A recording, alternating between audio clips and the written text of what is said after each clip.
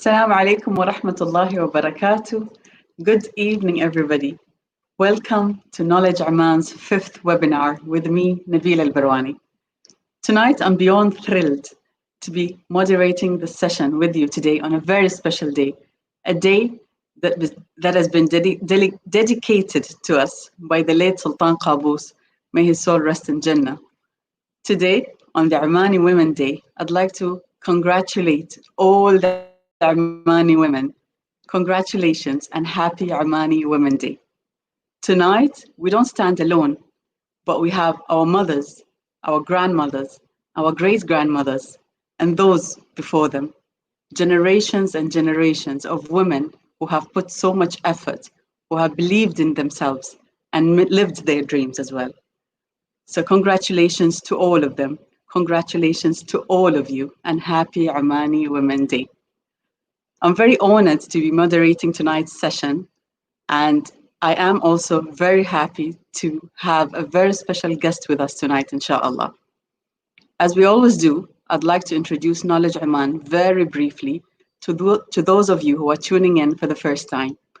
So Knowledge Oman is an award-winning, is a multi-award winning knowledge sharing platform that was founded back in 2008 by Tariq Hilal al-Barwani, who wanted to play a role in the vision of the late Sultan, who cared about transforming Oman into a knowledge-based society. So we've been offering talks, projects, seminars, webinars through our reputable speakers and experts in the fields. And we've been running series of webinars ever since the pandemic has started. And tonight, inshallah, we have our fifth webinar. Tonight, inshallah, we will have a very special guest all the way from Switzerland. Please join me and allow me to welcome our guest, Ms. Dina Bseisu, all the way from Switzerland, the president and founder of Challenge to Change, a platform that aims at helping women transform their challenges into changes and opportunities. Good evening, Ms. Dina. Good evening. Assalamu alaikum wa rahmatullahi wa barakatuh. And I am very thrilled to be celebrating with you today, Omani Women's Day. It's a source of pride and an honor to be here and to celebrate this special day with you. So thank you, and I'd like to thank Knowledge Oman for hosting me and the London Speakers Bureau for giving me the opportunity to speak with you today. Dina, although I know you and many of us know you, but I still would want you to please introduce yourself to our audience. And please, if you could just, highlight a word or a statement that I really like. You had described yourself as a citizen of the world. So please tell us about yourself. Okay, I'll start by saying when people ask me where I am from, I usually say, how long do you have? So I hope we have enough time on this show for me to answer that one We surely specific do. question. So I am, my father's Palestinian, my mother's Lebanese, but I'm Bahraini and I'm a very proud Bahraini. I grew up in Bahrain. Then I did my university studies in the States. And then I moved back to Bahrain very briefly before moving to Switzerland and living here for the last 25 plus years. Now, I have had a career in banking until a few years ago. And then a few years ago, I've always been extremely passionate about the cause of Arab women since I was very young. And it comes from my own personal experience and my own challenges and the dichotomy and the dilemmas that Arab women face today. So I decided a few years ago to set in 2014, I established Challenge to Change, and then we registered it in 2016 here in Switzerland. So I'm very, very proud to have established this. And what happened is that one day I just walked into my boss's office and I handed my resignation, and I ended a 35-year banking career. And it was the best moment of my life. Today I do what I love, and I love touching women, and this is something that has meant a lot, meant the world to me. MashaAllah. طيب, I'll go back to Bahrain, Palestine, Lebanon, Switzerland, US.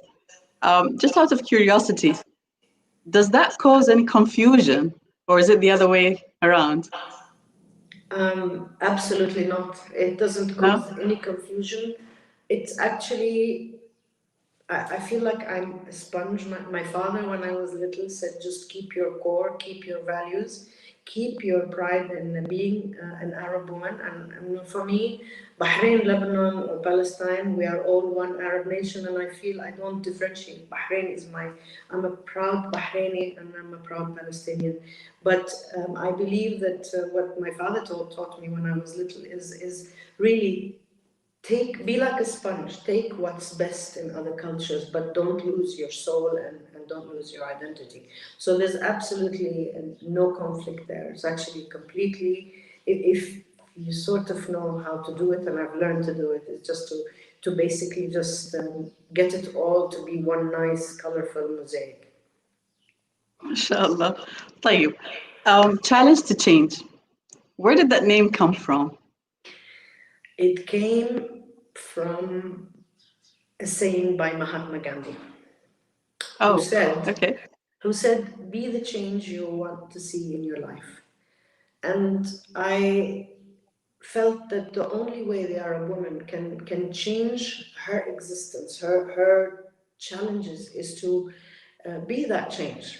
So if you want to see change, start with yourself. If you want to change people's reactions to you, you've got to change yourself so that you can change the way they look at you. So in essence, this is the challenge. The challenge is to start with yourself. To start with yourself. طيب, um, as an educator, I deeply believe in stories and I believe in the impact stories have on the listeners. And I usually, whenever I want to pass a message, I like storytelling. Now, to me, challenge to change must be having a story and a very special and dear story to Dina Bseisu.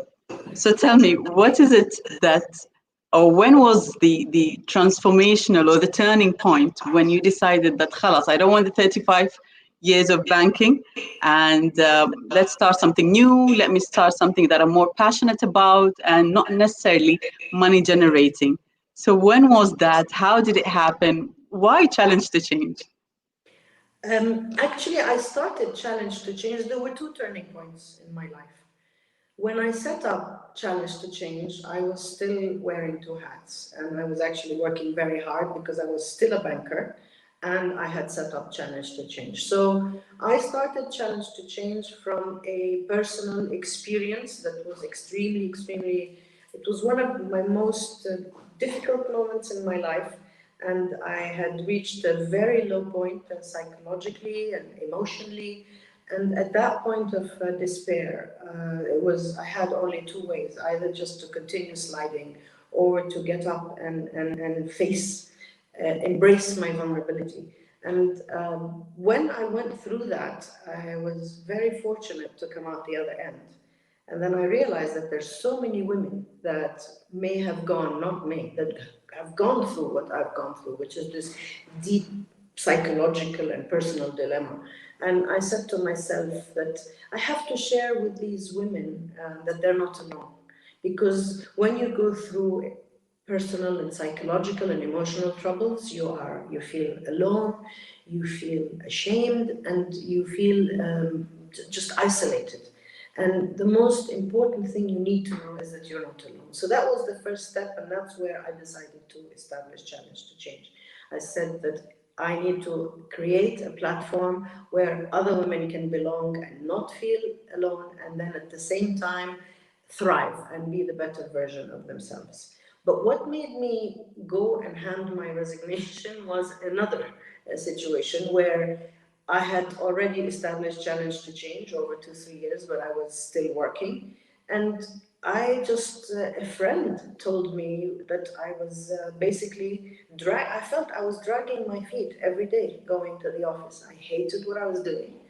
And he told me, he said, you're spending 90% of your time doing something you hate and only 10% doing something that you love.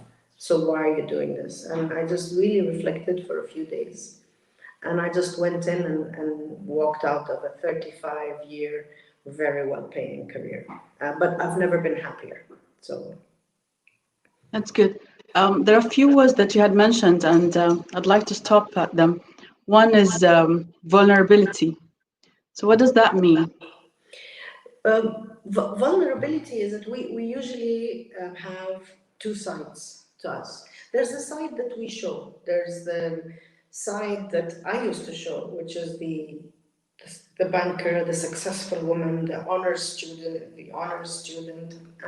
But at the same time, there's the side of you that's afraid, that's alone, that sometimes lacks in confidence, that just and we often hide that side. We're often ashamed of that side. And the day I learned to accept that side of me, to embrace it, to understand that you are strong in your vulnerabilities and in embracing them. And it's actually a show of strength rather than a show of weakness. That's when you actually really True, thrive. true. Another thing you had mentioned is you're not alone. So I assume that when you are at your low time, you just extended your hand and you sought for help. And I think that's a very important message to all women to understand that whenever you need help, seek for help. Yani, there's nothing shameful. There's nothing to be ashamed of. 35 years of successful career, a graduate, a mother, a banker. I mean, whatnot. But yet, when you needed help, you sought for help. Exactly. I think it's very important because the problem with when you have psychological challenges is that it is an invisible condition.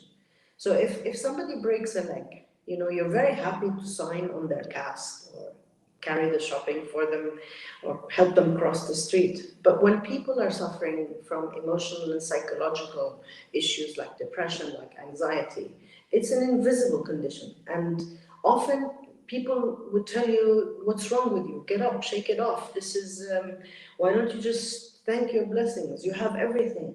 And they don't understand that this is something that comes from within. And it's a condition just like any other condition, like cholesterol or diabetes, except that this one is invisible and it has a lot of taboos and stigma around it. So when we accept that this is a condition, that this is okay, that a lot of people actually, according to the World Health Organization today, it's the third most debilitating disease after cancer and cardiac diseases.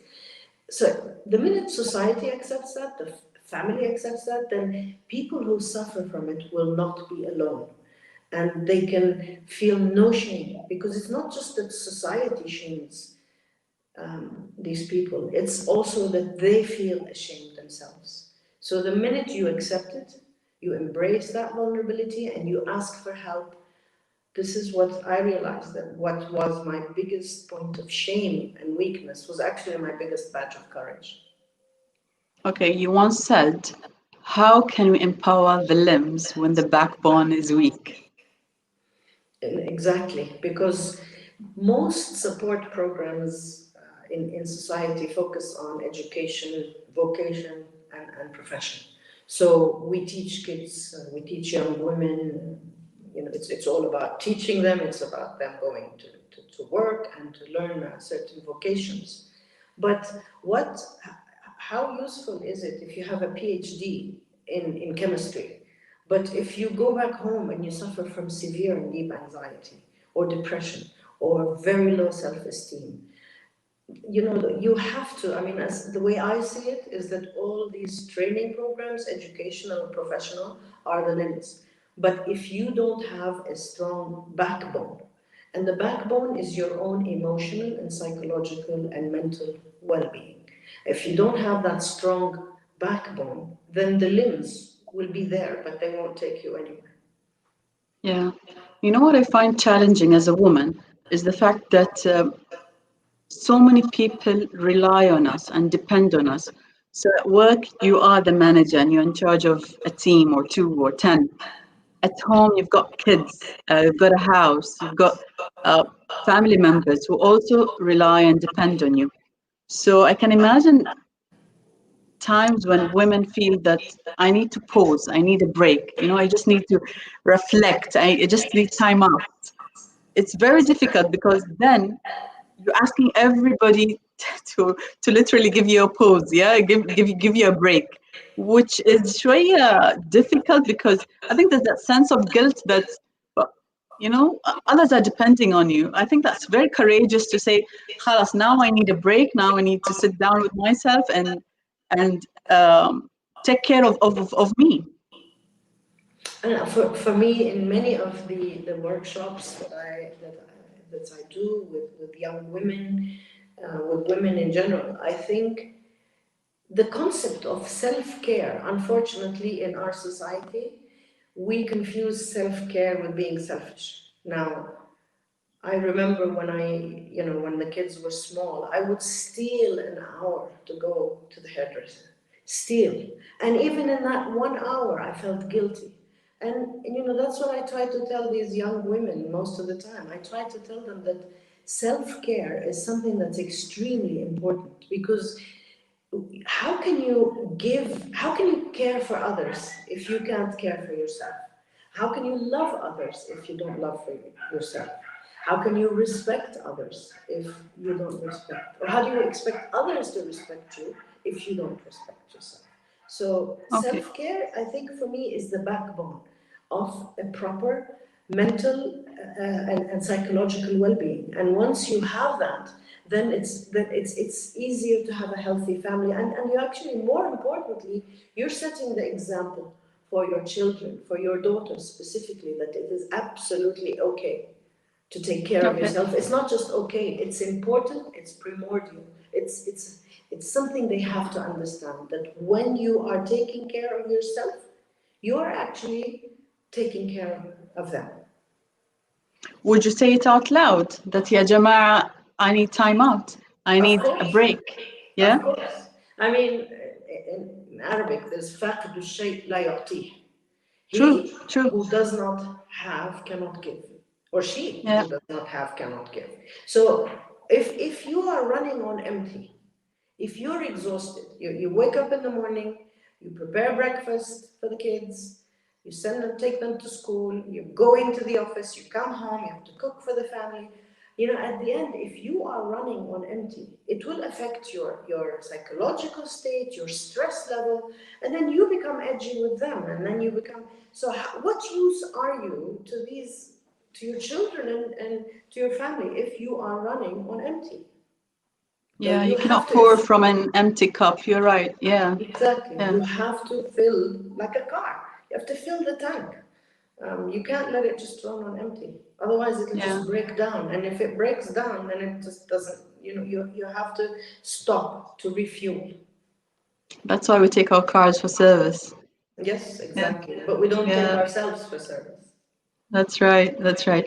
طيب, self-care and importance of self-care.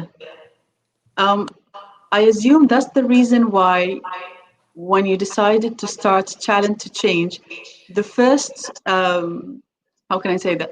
The first beneficiary you worked with were women from marginalized areas. صح?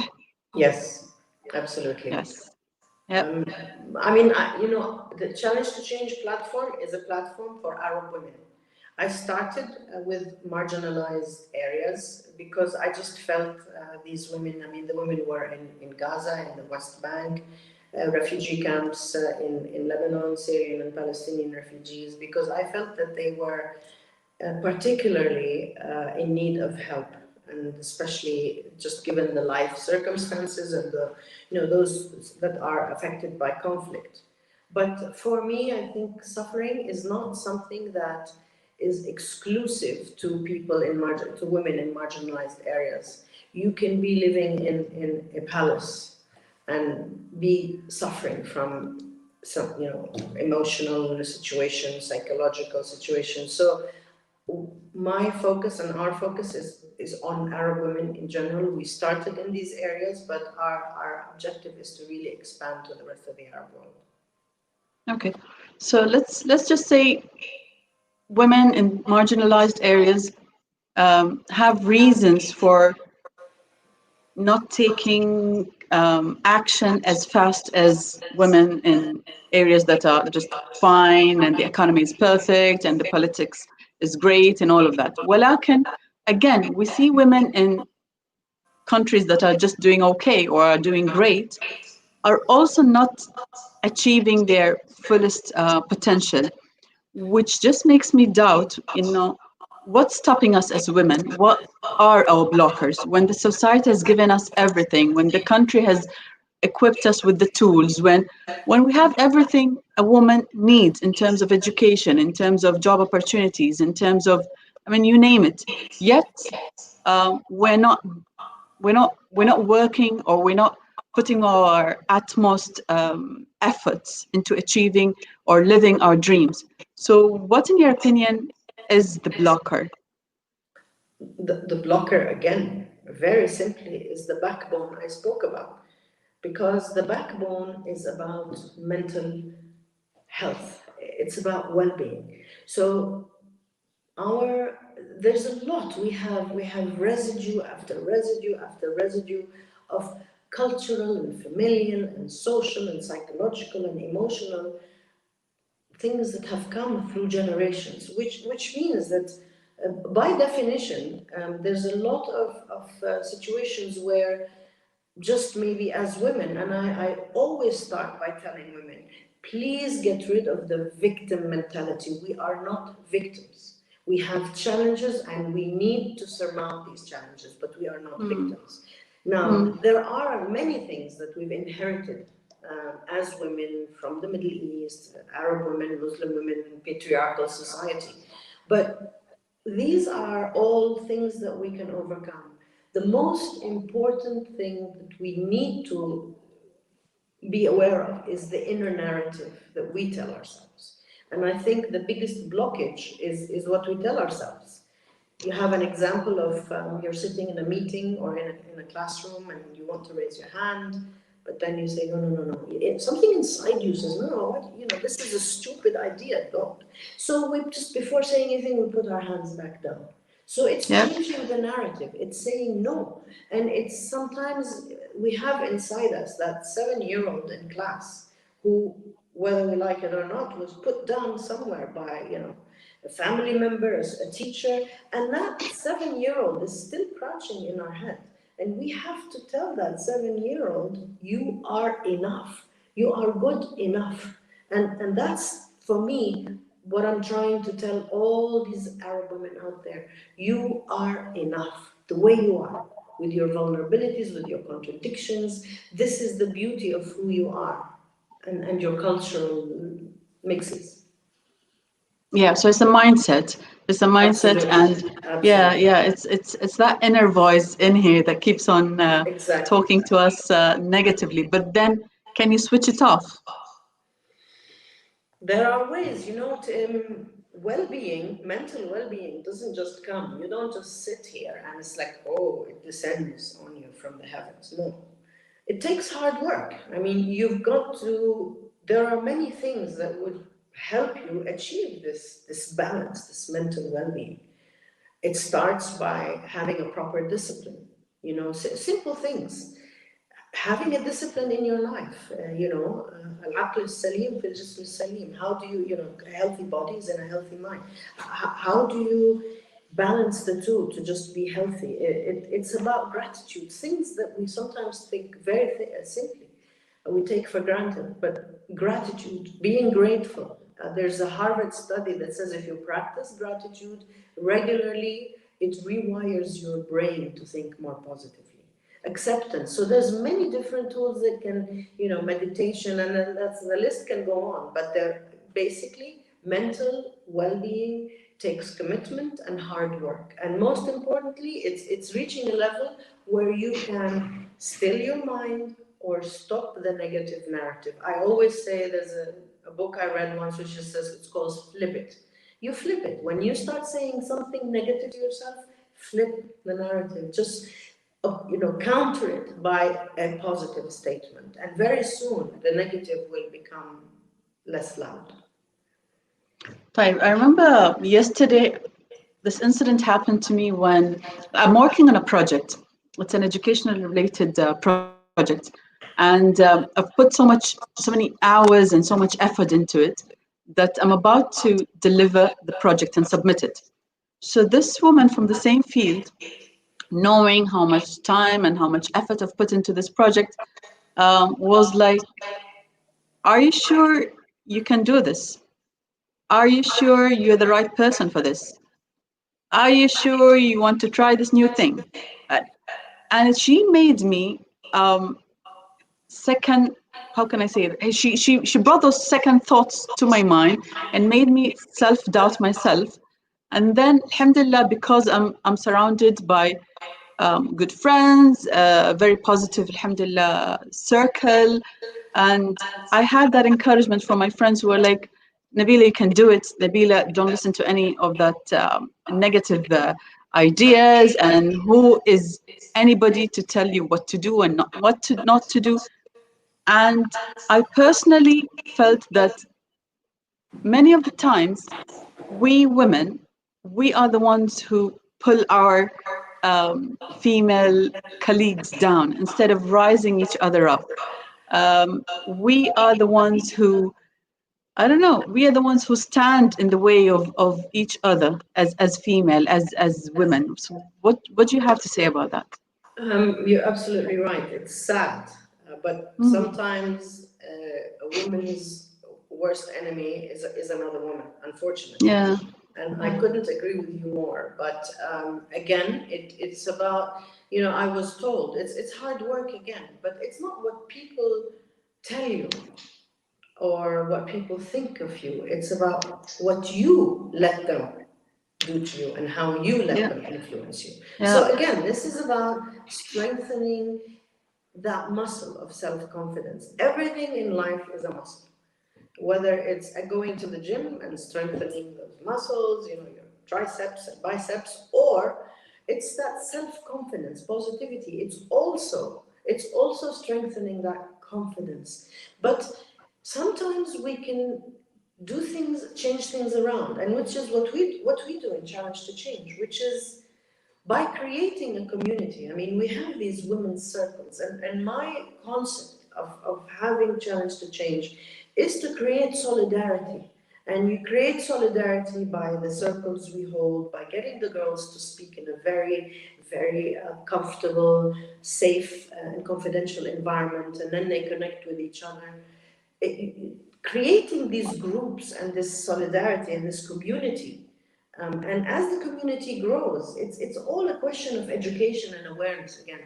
So rather than the girls, it's about raising awareness so they rise to supporting each other instead of being envious of each other. It's Yeah. education, Yeah. it's awareness, and there are studies again. I mean, what we do, which is just simple circles where we connect girls together, it's group therapy, and there are Yeah. studies that say that group therapy is 4 to 5 times more effective than individual therapy. So in a True. very informal way, these are just gatherings, but they're also group therapy. And the Yeah. objective of them is to just create a sense of belonging, a solidarity, and a community, a family. And True. when you have True. that family, you've raised their level of Yeah. awareness. Yeah.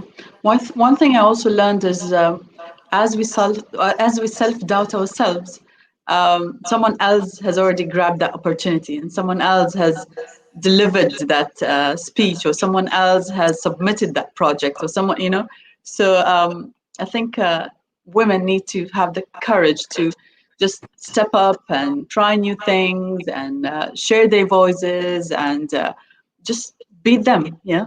Exactly. I mean, sometimes, a lot of this is the way we were brought up, a lot of it could be genetic.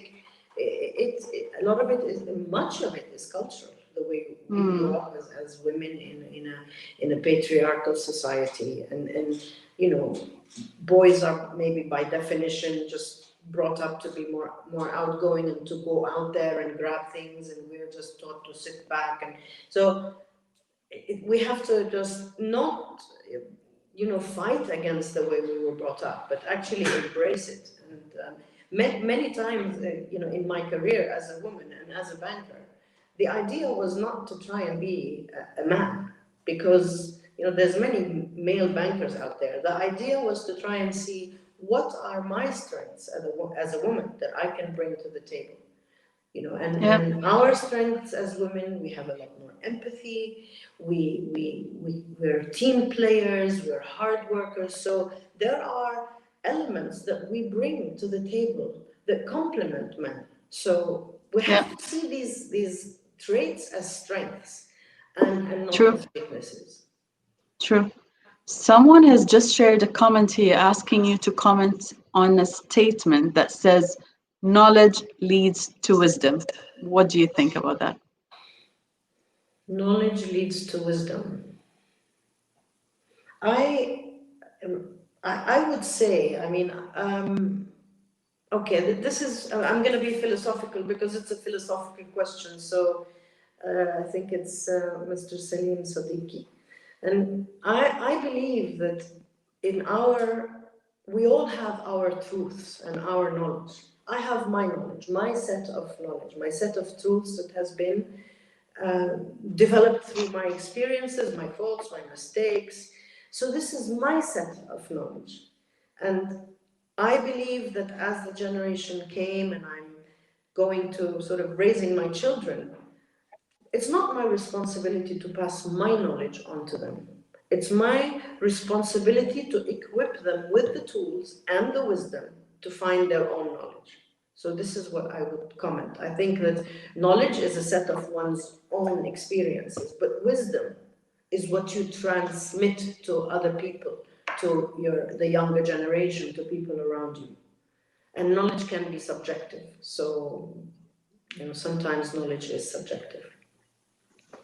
Okay, back to the point where you were emphasizing on the importance of being part of a community. I remember one of the programs that Challenge to Change offers is Big Sister, Little Sister. Can you tell us about Yes, that, please? yes. The Big Sister, Little Sister is actually the first program we launched, and the way, just briefly to tell you our vision or our mission is to close the circle. And by close, what do I mean by closing the circle? I'm talking about, we have the four E's, which is engage, empower, educate, employ. So engage is to create a community. And then empower was to give them the training and the soft skills to become more confident. Educate is the programs that we are giving them now to become more proficient in the different areas and training programs.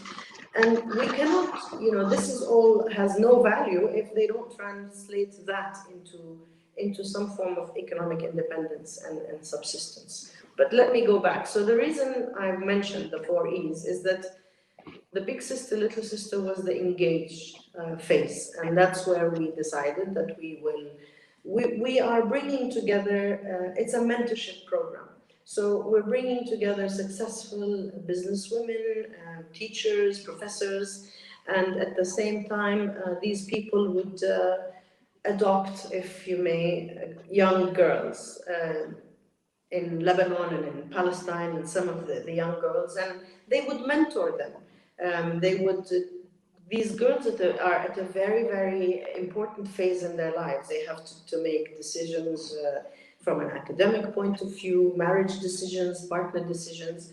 And it was a lovely way to have these girls feel that they have a big sister they can talk to, who doesn't actually judge them, who tells them, that they can, that she can share her wisdom, and not really tell them what to do, but get them to find their own knowledge and their own wisdom to take their own decisions. So it's essentially a mentorship program. It's a mentorship program. Okay. Um, so say you don't have a structured program, you don't have a training center or an initiative or a platform like Challenge to Change in a place or in a country that you're in. Um, is it advisable that girls seek help from just elder girls, elder women? Um, or can you tell us a criteria of who would represent a big sister? I Is it a mean, relative? Is it not? Usually, the big sisters we have are role models. So they are women who actually all volunteer, but they're leaders in their community. They are very successful businesswomen. They are professors. They are leaders of organizations and international organizations.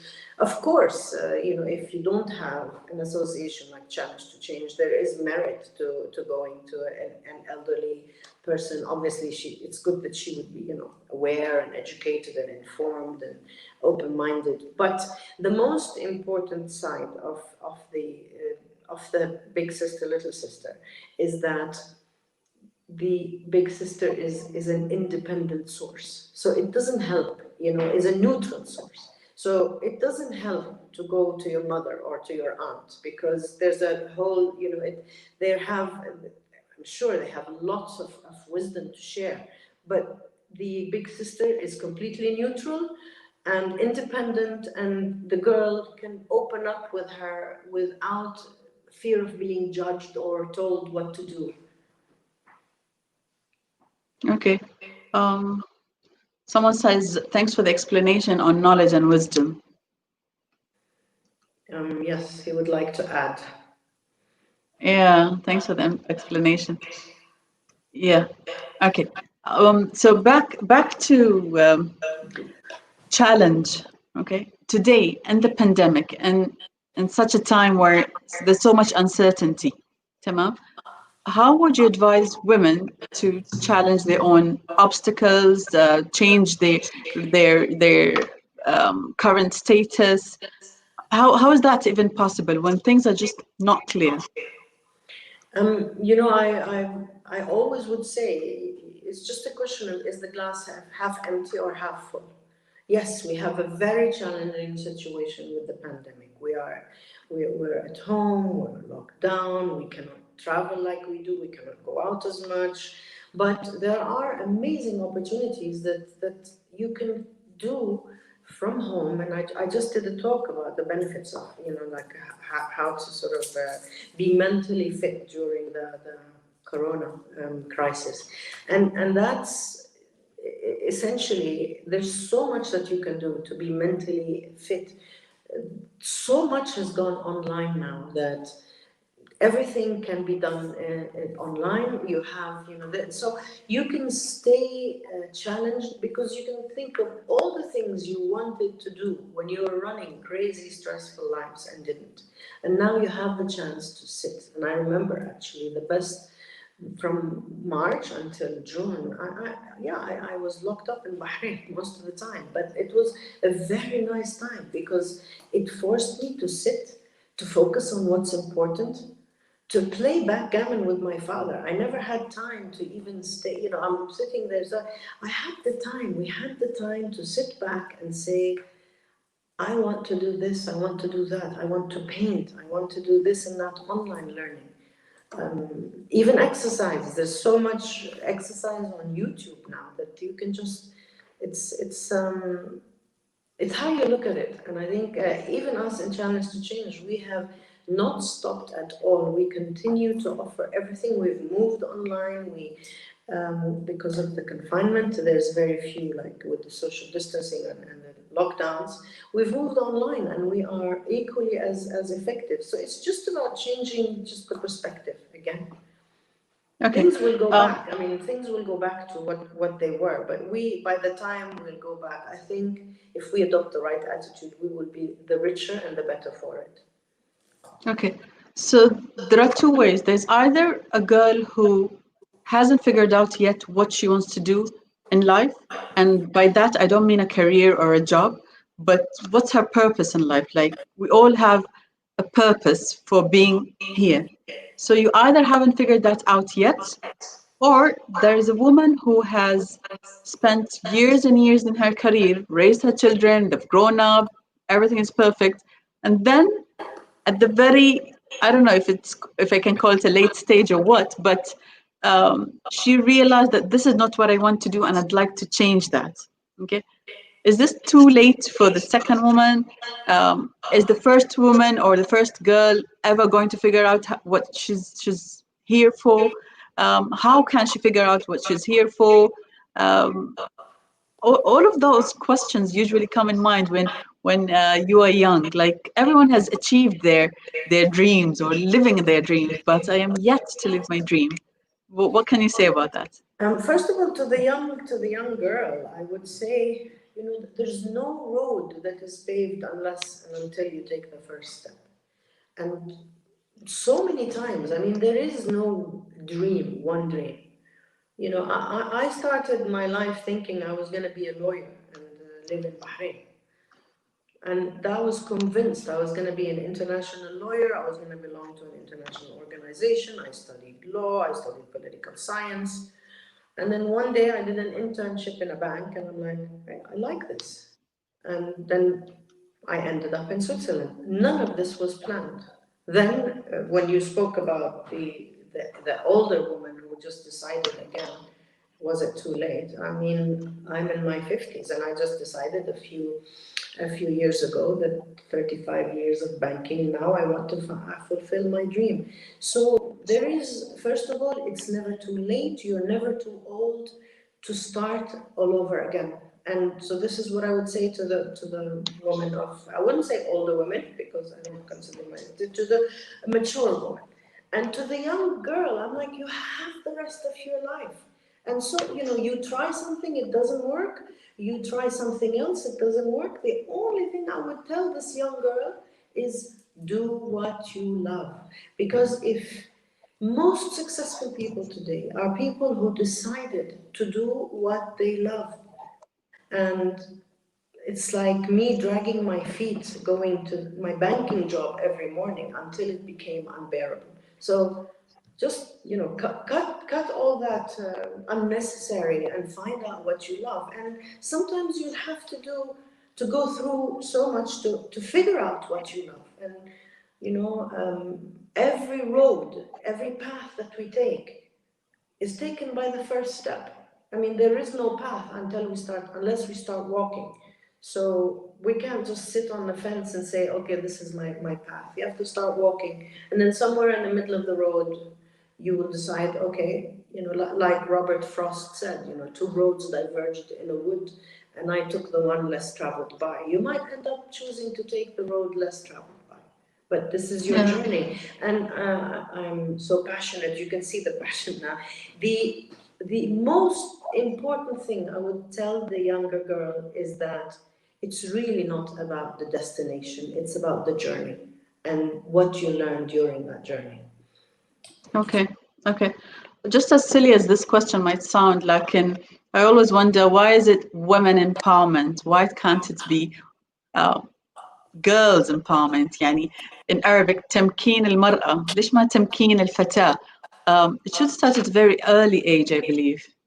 I think because the term girls maybe had in the old days, sexist connotations. When men would refer to women, they would refer to them as girls, and I feel strongly about that. We're either women or young women. I mean, girls are girls up to the age of 13, maybe, but then we're young women and we're women, and it's just, I think it's important to make that differentiation.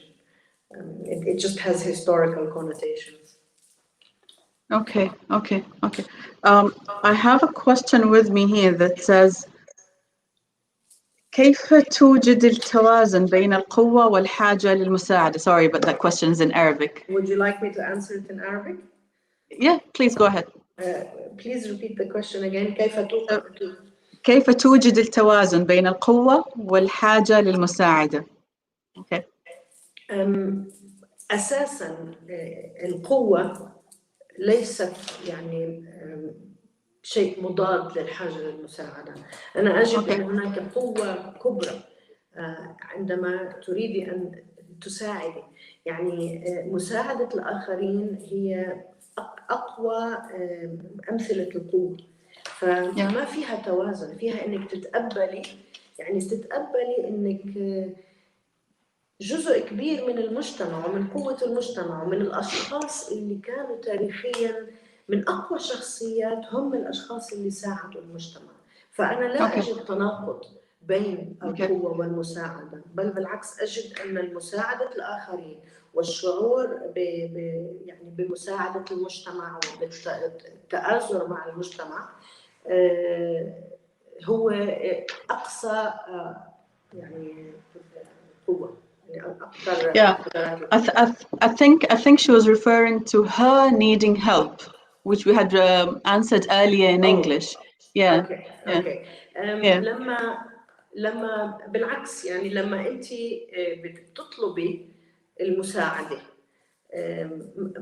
ما في ضعف مرات، ما في ضعف انك انت تضلي تحسي انه انا لازم يعني اضل قويه، لازم اضل قويه وانا عم بنهار من الداخل. بالعكس في قوة كبرى انك تعترفي وتحسي، انك تتقبلي اللي عم بتحسي فيه، لانه الانسان يعني الانسان قوة وضعف، الانسان عاطفي ومنطق، فما في ضعف يعني ابدا انك انت تطلب المساعدة. بالعكس انا بعتبر انه قمة الشجاعة وقمة القوة انك تعترفي تقولي انا مش قادرة، انا منهارة من الداخل، انا نفسيتي تعبانة، انا بحاجة للمساعدة. فيها قوة كبيرة انك يعني تاخذي هالقرار الشجاع وتقولي انا بحاجة للمساعدة. وانا اول وحدة عملتها، وفي كثير ناس المجتمع للاسف ما بيشجع وبخلينا نحس انه لما انا بطلب المساعدة اني انا ضعيفة. بس وانا عشت هذا الشيء شخصيا، وعشت يعني عانيت وتعذبت لفترة طويلة، ولما اخيرا لقيت انه لا لازم اسال المساعده، الشيء الوحيد اللي قلت انه ليش انا شعرت انه هذا ضعف، وليش انا ما طلبت المساعده قبل بسنين، لانه كان ريحت نفسي وريحت اللي حوالي. Yeah. I think, like you said, it's the pattern that we have gotten used to seeing and living in our homes and our lives with our parents. Like, I can't even remember a time when it never even happened. In مثلا والدتي sought for help. That she must have sought for help from her sisters, from her mother, from. But for us as kids, we never saw that. We never saw our parents broken or taking a break or any of that, which had put that thing in our heads that no, parents can never take a break. But yeah, alhamdulillah, الحين with awareness, we realize the importance of asking for help. Yeah. It's Um, very important. yeah. I would want to ask, please, the team, if you could bring back the question or the comment that just passed. Sorry, Dina was talking, I couldn't interrupt. It was about someone, yeah, I have found a big sister in the lowest part of my life, and I can say she was heaven sent. Yeah, as I get Thanks, older. Mariam. Thank you, Mariam. I find that there is nothing more precious for a woman than a girlfriend, a friend who's a woman. And as I get older, it's something sometimes, that is as valuable and as important as family. Because as women, we can laugh together, we can cry together, we can just laugh at each other's silliness, and we never judge each other. But that goes back to having the awareness to feel that we all belong to a common community, that we all have that community. So we grow out of the envy and the petty mindedness, and we grow into belonging to a community, because we are stronger together than when we're sitting plotting and gossiping about each other behind each other's back. We just realize how hurtful that is. Okay, there's a question here that says, what would make a woman phenomenal? What makes a woman phenomenal? Just follow your dream, dream big, dream big. Dream big, yes. Dream big, follow your dream, and do what you love. Do what you Yeah. love. Don't think it's silly. If you want to be a painter or a musician, I come from a generation where I couldn't do that. Because it's like I couldn't, I write, I used to paint, and at the time it's like you have to go to my father and say, oh, I want to go and learn how to paint. That wasn't an education. But you are lucky, the younger women today are lucky to follow True. what they love. So follow what you love. Yeah, You'll be dream big. happier for it. Yes, yes, yes, yes. And then there is, what are essential qualities in the women of today? Essential qualities of the women of today. Um, I think what I see in the young women of today compared to my generation, I think that they're a lot more confident and they speak their mind, they stand up for themselves, they know how and when to say no, because Yeah. we didn't know how and when. And I remember one of the girls in the workshop, she said, Dina, if you were to go back and be 25 again, what would you have done differently? And I said, there's many things I would never have done differently. I don't regret a thing, but there's one thing I would have wished I did when I was 25, which is take a stand for myself and say no, because it wasn't something that was easy for us to do given our upbringing. True, true, true.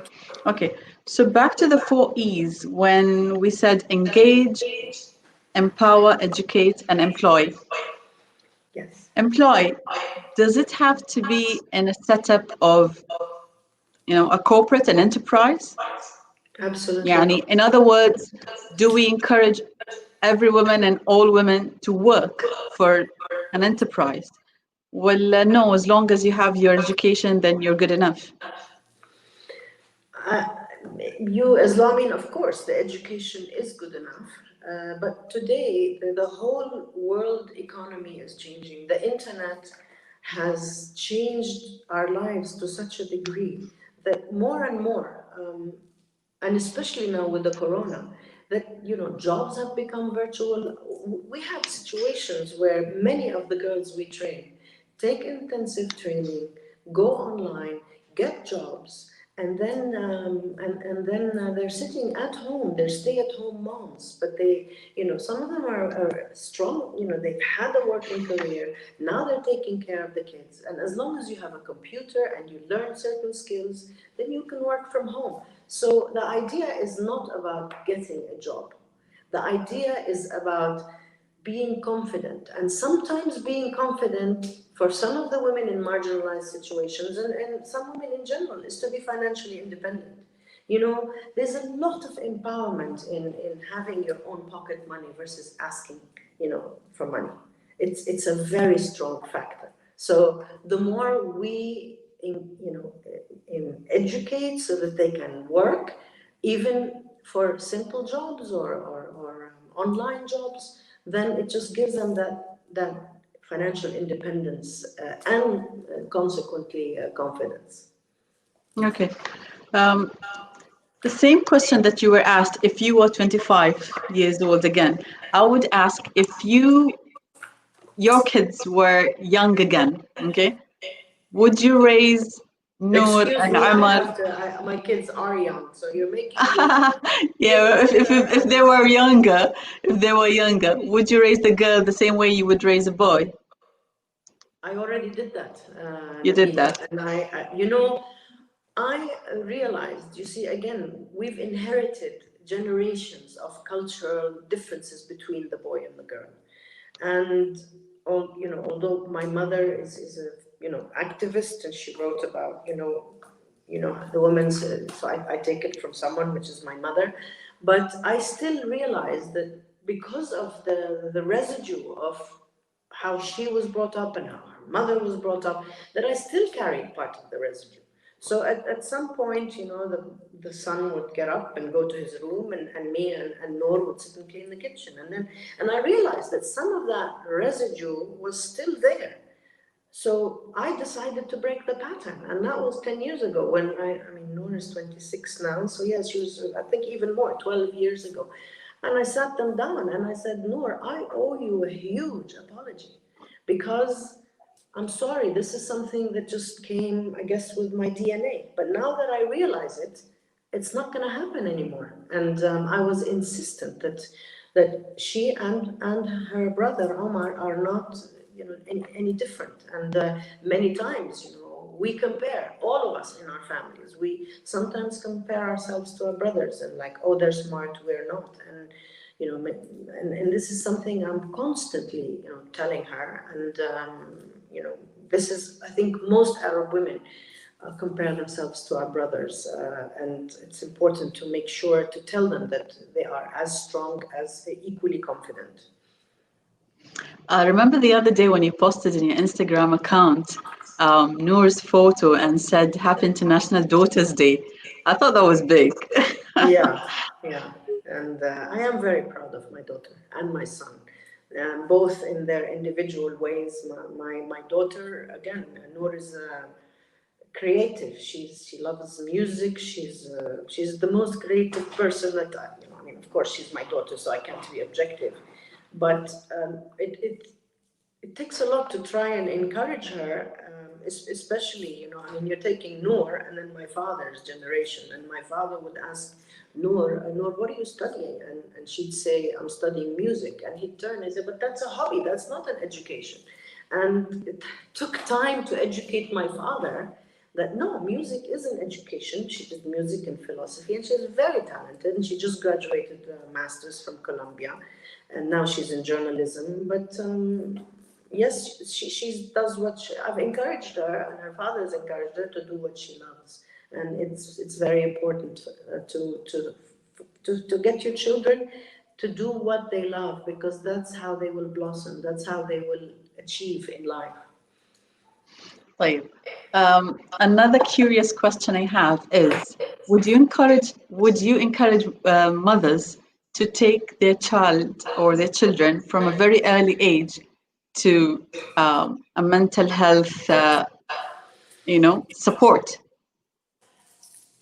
I would first of all I would raise awareness among the mothers, because it's important for us to be able to see the signs.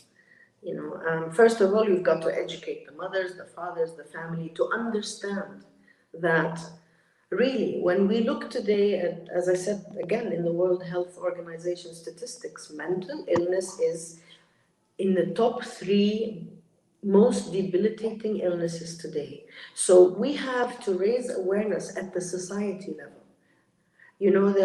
There's a situation I have. I mean, there was a family in the West Bank, and the son, who's I think in his teens, got, he was deeply disturbed. He got suicidal. He had psychosis, and the family was so embarrassed that in the middle of the night they took him to another part of the West Bank, and they were so ashamed that the neighbors know that this kid has psychosis.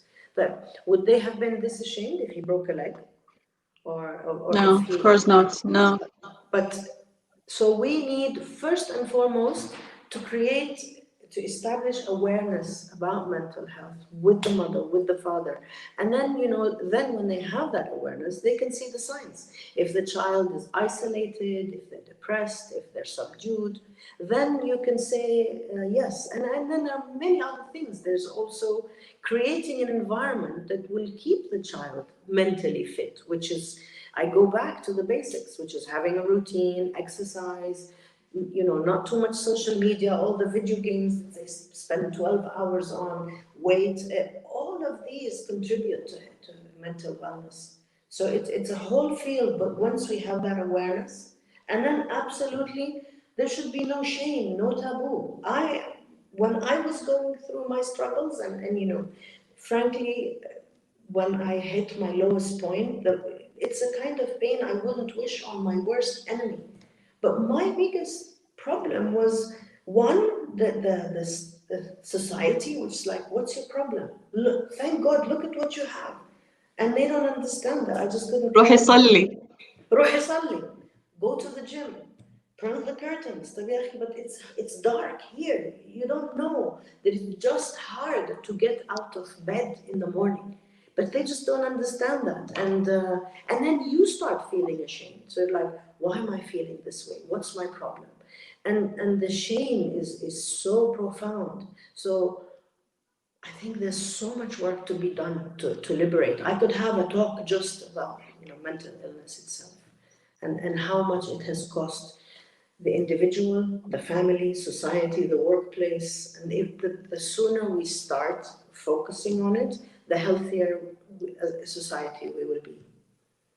طيب, is it a cycle that when a woman seeks for mental support or mental health ما بعرف advisor, is it a cycle that once she goes there once, she'll need to go again and again and again? It depends. Um, No, it depends. It depends on the condition. I mean, some people, it's like any other illness. Sometimes, if okay, you have diabetes, you have to take medicine, cholesterol. If okay, it really depends on the condition. I mean, if you are suffering from severe depression, there will be a follow up until. I mean, I'm by no means a psychiatry expert, but I can tell just through my own experience. But okay, it really depends on the person and the case. okay, okay. So now, as we're getting close to the end of the webinar, I want you to please send a message to the Omani women by please, if you can just tell us stories of some of the graduates of Challenge to Change and how they have changed their lives and challenged the obstacles and the people or the women that they have become today.